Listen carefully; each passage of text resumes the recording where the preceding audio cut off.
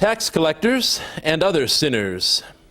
We hear about them regularly in the Gospels, as if they were a club that got together regularly just to hang out or something.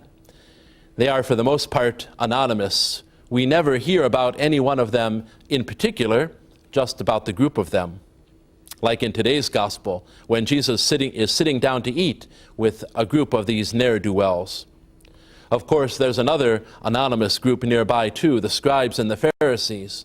Just like the other gang, these religious types are often grouped together anonymously. We don't really know any one of them specifically. They're just a group, generally. But they're two very different groups, though.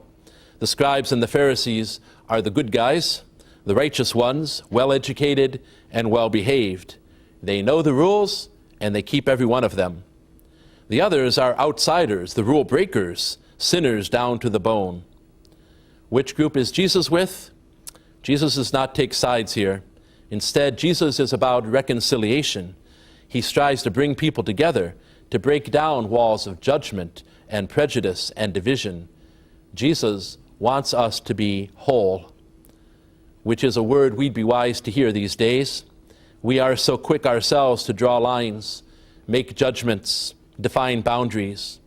And so there are among us liberals and conservatives, Democrats and Republicans, Christians and Muslims. Some of us evidently are from Venus, others from Mars. Some are rich and some are poor. Some are sinners and some are saints. Clearly, we are not whole. And because we are not whole, we cannot be holy. Lost sheep, lost coin, lost son. Three simple stories that Jesus tells about divisions that exist in our lives. The examples that Jesus used were familiar ones to his listeners, and we can relate to them somewhat, but there are few shepherds among us. One lost coin probably isn't going to make or break you. And even though many know the pain of family division, the story of the prodigal son is a little bit over the top dramatically. But it's important to remember that the stories are not about the sheep, the coin, or the son. The stories are about something else. They are stories about a shepherd who will go to any length to get that one family animal back to the flock.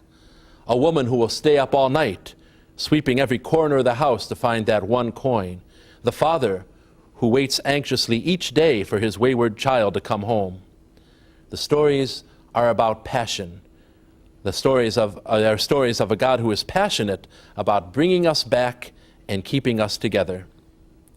10 coins, 100 sheep, and 2 sons are symbols of wholeness and completeness.